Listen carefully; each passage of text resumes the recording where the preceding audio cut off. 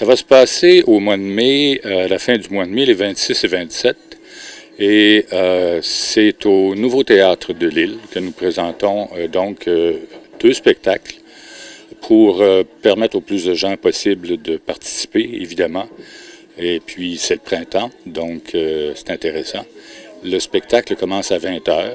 Et puis, c'est un spectacle qui est haut en couleur cette année, avec évidemment des chansons qui vont du presque loufoque au très classique ou sérieux, mais toujours en français. Donc, c'est notre marque de commerce, c'est le répertoire francophone.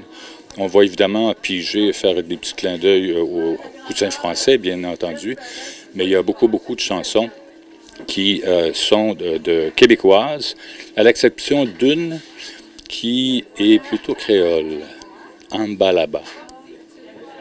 Donc ça, c'était surveillé. Est-ce que c'est une première pour vous d'être au Théâtre de Lille, au Nouveau Théâtre de Lille, où vous avez fait quelques spectacles là? Non, mais on sent un peu comme si c'était une première parce que, évidemment, vous savez que la situation qui a causé tellement d'émoi au Québec, savoir la COVID-19, a fait en sorte qu'on a eu plusieurs années sans spectacle possible en présentiel, évidemment.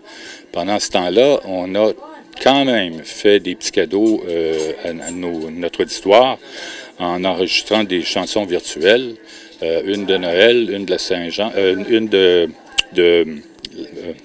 14 février, de la Saint-Valentin, je me suis trompé de patronyme. Et puis une autre tout à fait estivale, la route L'Île-et-l'été, puis évidemment, bien, l'île étant l'île d'Orléans. Maintenant, dans le répertoire de cette année, on a quelques chansons qui rappellent cette île qui est la nôtre et les beaux paysages de l'île, mais on va dans toutes les directions et puis c'est ce qui est sans doute intéressant parce que le spectateur, la spectatrice ne va pas s'ennuyer. C'est combien de membres en tout au niveau du Chœur de l'Île d'Orléans? On a une trentaine de choristes cette année et ce qui est intéressant, c'est qu'on a des nouvelles voix. Plus jeunes, ce qui est toujours significatif de l'intérêt que les gens portent à la chanson francophone, la chanson d'ici. C'est combien de pratiques pour un événement du genre? Parce que vous avez deux spectacles, ça fait depuis un certain temps que vous pratiquez? En fait, c'est vraiment depuis le mois de janvier et c'est sur une base hebdomadaire. Donc, ce sont des pratiques tous les lundis. C'est de 7h à 9h30, alors c'est quand même une bonne durée. Et il faut ajouter à cela ce qu'on appelle les journées intensives, parce que ça prend des journées intensives pour, évidemment, mettre au point tous les petits détails des chansons. Il y a beaucoup de travail et puis c'est extraordinaire la coopération, la collaboration des choristes, parce que c'est des heures et des heures pour arriver à posséder les chansons. Vous avez parlé du répertoire. Est-ce qu'il y a un thème particulier pour le spectacle de cette année? Oui, on a un thème qui est assez printanier, je dois dire, parce que ce sont les jardins de notre île. Et puis, au jardin de notre île, c'est là que nous vous amenons pour ce magnifique spectacle qui va sûrement enchanter plus d'une personne. Au niveau des billets, de quelle manière on peut s'en procurer?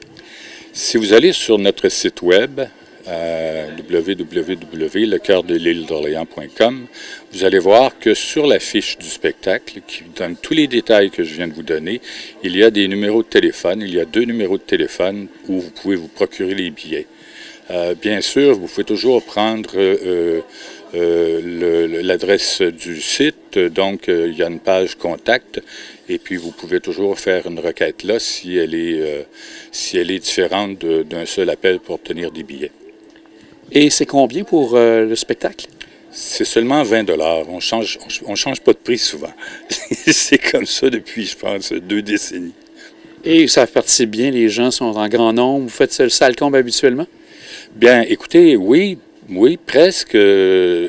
Avec 2 spectacles, il arrive qu'il y ait une des 2 journées où il y a un petit peu moins de monde. Puis des fois, c'est pas vraiment l'intérêt. Des fois, ça peut être parce que il arrive des impondérables dans la vie de chacun, et puis il y a des gens qui ne se présentent pas. Mais écoutez, on a quand même un auditoire qui est nombreux, puis puis on est très fiers de ça. Et qui est fidèle. Ah, fidèle, oui. Oui. Est-ce que s'il y a des gens, parce qu'une fois qu'ils auront vu le spectacle, peut-être il y a des gens qui ont le cœur à chanter également, faire partie d'un chœur comme le vôtre, est-ce qu'il y a moyen d'avoir de nouveaux membres pour vous? Tout à fait. Vous n'avez qu'à aller sur le site web de la chorale et puis vous allez voir, il y a une information sur l'endroit, le lieu, les heures de pratique. Et en tout début de la saison prochaine, à l'automne, au mois de septembre, il y aura 2 journées de portes ouvertes. Donc, les dates sont précisées sur le site. Et puis, vous n'avez qu'à vous présenter et vous pouvez venir écouter ce qu'on fait, vous pouvez venir tâter le pouls de ce que ça représente comme activité. Mais il faut toujours se souvenir d'une chose, c'est que les gens qui sont là pour le plaisir. Et on s'amuse. C'est clair que finalement, c'est un des objectifs premiers. Puis le deuxième objectif, bien, on sait que chanter, ça fait du bien. C'est très bon pour la santé et mentale et physique. On va espérer, M. Houle, que les 26 et 27 mai, vous soyez comblés par rapport au nombre de spectateurs, que les gens soient très comblés aussi par rapport au spectacle. Un grand merci pour l'entrevue. Merci, Jean. C'est un plaisir.